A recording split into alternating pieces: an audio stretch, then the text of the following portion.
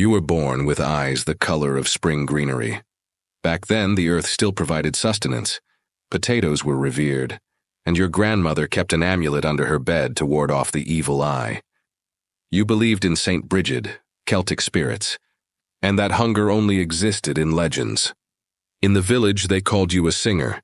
You were going to marry a red-haired shepherd, raise 7 children, weave lace, and keep a couple of chickens. When you first noticed rot on a tuber, you thought it was nothing. When you first went to bed hungry, you told yourself it was temporary. But then, spring disappeared. The songs disappeared. And you disappeared. First on the outside, then on the inside. You are born into a world that still remembers song. The green of the hills is not just a color, it's a kind of promise. One that your grandmother whispers into your ear as she combs your hair and knots a ribbon she dyed herself with moss. Your family lives in a single-room cabin of clay and straw, 1 window, no floor but packed dirt, and a roof that leaks only on the sides. It's poor, yes, but not in the way the English say it. You have a plot, a pig, and the tubers that feed you better than bread ever could. You are poor the way roots are poor. Invisible, but still alive. You grow strong on potatoes and prayer. Every evening your mother lights a candle to Saint Brigid and mutters ancient blessings in a tongue your teachers tell you to forget. But you don't forget. You hum the old tunes while you gather peat for the fire, while your brothers chase crows from the rows of green. The potatoes come easy, their skin smooth and familiar. You mash them for babies, stew them with nettle.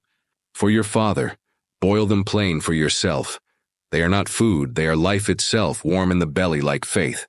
The first rotten potato is a fluke. Your mother cuts it away and keeps going. But then come others, soft, dark patches and a sourness that clings to the air. You dig and dig again, and still the next one is worse. People begin to whisper. They say the blight has come again, but this time it's faster. The men look at the sky like it's betrayed them. You listen to their silence and feel something. Cold trickle down your spine. You keep believing for a while. The British tacksman arrives with his list and his coat that never seems to get dirty. He takes the oats, ignores your cries, walks away with your last chicken. You clench your fists and bury them in your apron. That night, your father doesn't come back from the fields, not because he is dead, but because he is ashamed. You sit beside your little brother as he cries, not loudly, but with that strange, tight sobbing that babies make when they don't understand hunger. You try to keep routines, as if they will hold back the sickness in the soil. You still wash your face each morning with cold water from the stream, still plait your hair, still try to smile. But your belly aches now after every meal, and sometimes your vision swims when you stand. The world has turned gray at the edges, like the frost that killed your spinach in April. You tell yourself it's only a bad year. You are Irish, bad years come and go. The goats have stopped giving milk, the chickens lay no eggs, and your uncle buried a child wrapped in cloth because there was no coffin. On a Sunday you try to pray, but your mouth tastes of bile, and the words feel heavy on your tongue. The church is full of bodies, and fewer of them are standing. The priest says, "This is punishment," and you try to believe him. But you are not sure what sin you have committed. The next day you find yourself kneeling in the field, digging at earth that offers nothing. Your hands are muddy, your knees bruised, and your heart no longer speaks in words. The potato was God, and now God is rotting. You tell yourself, your body is only tired, that it's the damp air, the thin soup, the cold stone under your bedding. You tell yourself this even when your thighs no longer bleed with the moon, even when your breasts shrink and ache, even when your fingers tremble as they thread a needle because the flesh is too thin to hold warmth. You are not sick, you insist. You are just worn, and you have no right to complain. Others have it worse. You still wake up, you still breathe. That must count for something, but the ache in your stomach never leaves. It gnaws like a dog at your ribs, hollowing you from the inside. Your collarbone cuts through your skin now when you lean forward. The dress that once hugged your hips now hangs like mourning cloth. You try to eat bark, softened in water. It cuts your mouth. You try to boil nettles, but they make you retch. You try to chew leather straps from an old shoe, but your jaw locks with nausea. When you bend over, black stars cloud your vision, and your knees buckle without warning. Your sister takes your shoes and says she will walk to town. There is talk of soup kitchens near Limerick, of Quaker charity, of a priest who gives bread for prayers. She promises to return before nightfall. You watch her disappear into the pale fog, her thin back swaying with hope. She never returns. You wait one day, then two, then a week. You do not speak of it again, no one does. Your neighbor dies against the fence. You find him still standing, hands clutching something. You pry them open and discover a single blackened potato shriveled and slick with rot. His mouth is green. You bury him with a prayer you no longer believe. No one else helps. The ground is too hard, and everyone is saving their strength for the next hour, the next breath. The baby dies in your arms. Not from fever, not from a fall, just from emptiness. You hold him through the night as if warmth might come back, as if breath might return. But in the morning he is stiff. Your mother wraps him in a shawl and lays him in a hollow near the ruined chapel. There is no marker. There are no tears. You are too dry to cry. You fall in the field one morning. No warning, no pain, just silence like the air has dropped away. You wake hours later with your face in the mud and blood on your chin from biting your tongue. Your legs feel foreign. Your heartbeat is slow, irregular, distant. You wonder how long you were gone. The crows ignore you, the sky does not care. And then the rats come. At night when the room is quiet and even the wind refuses to howl, they find you. One bites the heel of your foot as you sleep. Not enough to bleed, just enough to test if you are meat yet. You do not scream, you do not even move. You simply lie there and realize you are no longer feared by animals. You are food. You walk to the poorhouse because your legs no longer carry you anywhere else. The workhouse stands like a prison disguised as charity. Its stone walls, wet with fog, its iron gate a warning. You pass through it barefoot, head lowered. Inside, they strip you of your clothes, your comb, your name. You are given a number, a shift, a rule. No talk, no idleness, no complaints. Your hair is shorn. Your linen shifts scratch the skin raw. You sleep on straw among strangers who do not snore, because they are too hungry to rest. You are fed once, daily, soup the color of dishwater, a heel of bread that crumbles before it reaches your teeth. The women here cough blood. Some lose their minds, whispering to shadows, laughing at nothing. You watch one of them collapse during prayer, her head hitting the stone like a dropped sack of coal. No one moves. The matron steps over her body. The next day, the woman is gone. The superintendent calls it reform. He says work will make you clean. You scrub floors until your palms bleed. You stitch seams until your vision doubles. The cold climbs up your arms and nests in your chest. You are not healing. You are being erased. You are told to confess your sins. But you have no memory of sinning, unless hunger is sin, unless being born Irish is sin. One evening, the priest brings English missionaries. They smile with clean teeth and offer pamphlets. Salvation through obedience. They point to the younger girls. You understand. You volunteer to go in their place. You think you are protecting them. You think there is still such a thing as goodness. You are wrong. They send you to a mission house on the coast, a whitewashed building with locked doors and too many eyes. You are told you will serve God by serving his servants. You scrub, you mop, you wash linen stained with unfamiliar fluids. You are not touched, but you are not untouched. The air here bruises without hands. The silence becomes a form of screaming.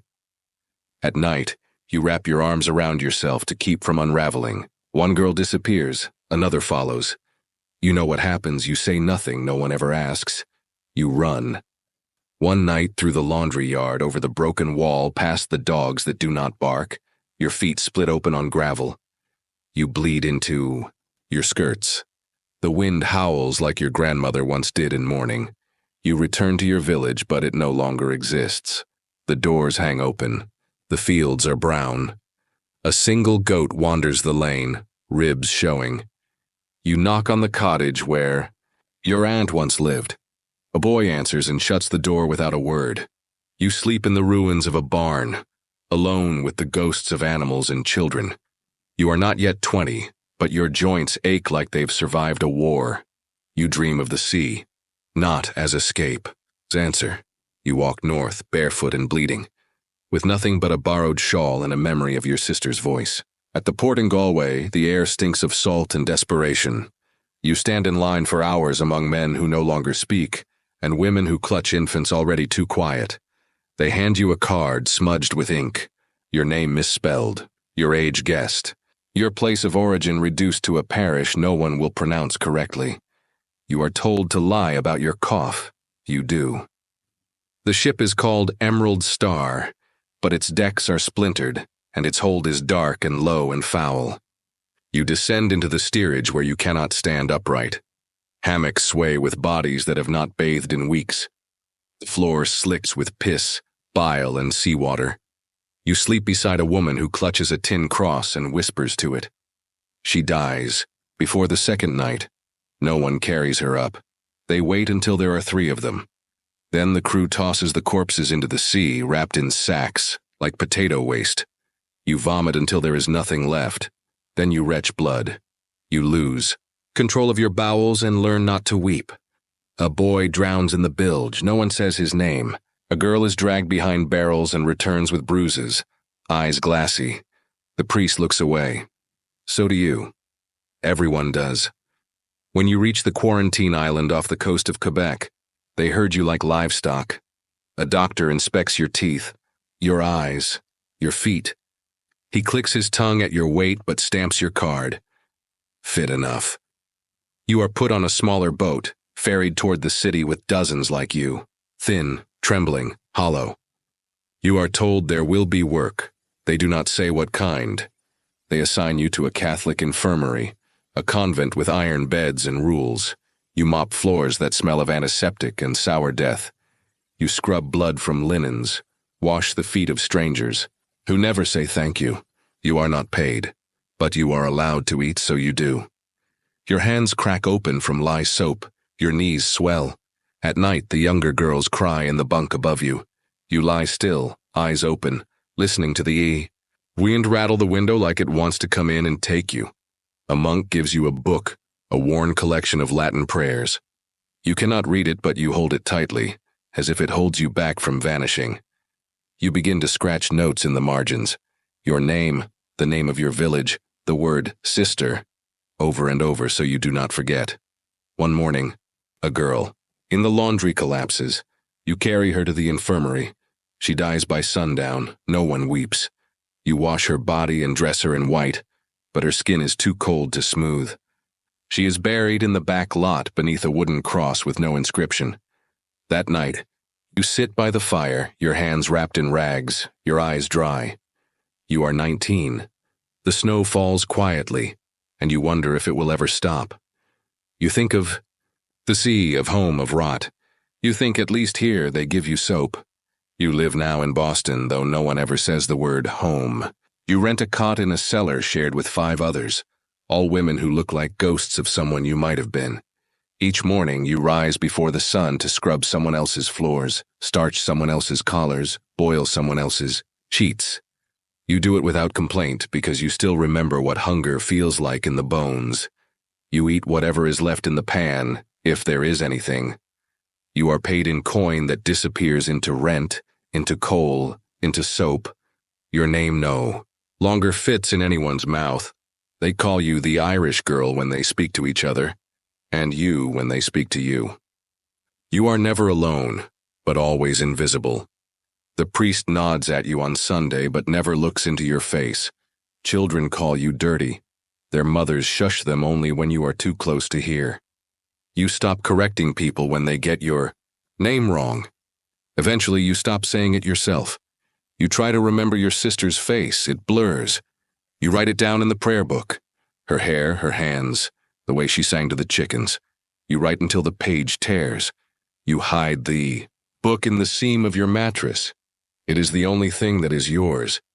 Your skin splits open from cold water. Your back burns from bending. Your fingers curl into claws from wringing linen. You bandage your knees, but they still swell. You stop bleeding again. This time, it doesn't frighten you. You are becoming a husk, and it feels almost like safety. 1. Evening. A wealthy woman invites you to serve at a gathering. You carry trays of food you've never tasted. Roasted meats, sugared fruits, soft bread soaked in butter. The guests laugh loudly, talk over one another, drink wine from glasses so thin you fear they'll break in your hand. One of them looks at you and says you eat like an animal. You nod. You are not supposed to answer. You try to teach a neighbor, "Girl a prayer" in Irish. She giggles and calls it gibberish. Her tongue cannot shape your sounds. You do not try again. Your joints stiffen with age before you reach 25. Your teeth ache.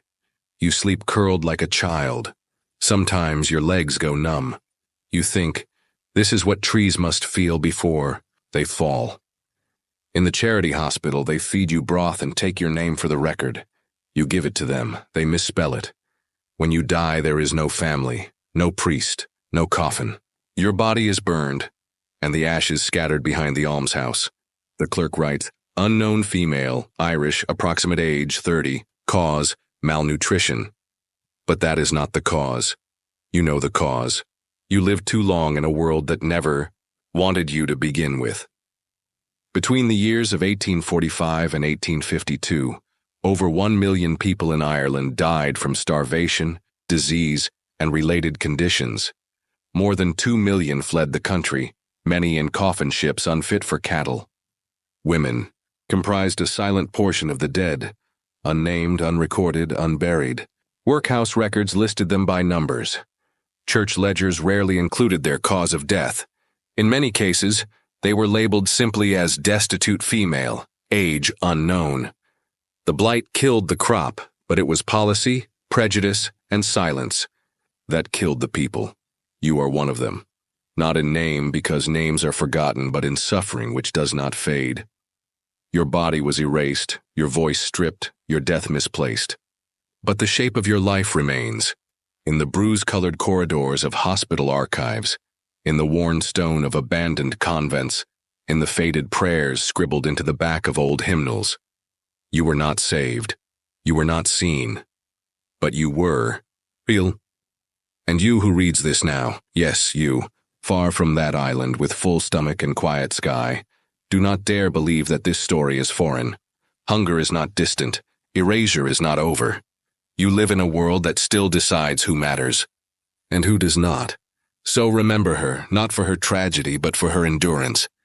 Remember the sound of her feet on cold stone, the weight of linen soaked in blood, the way she clung to her sister's name until her own dissolved.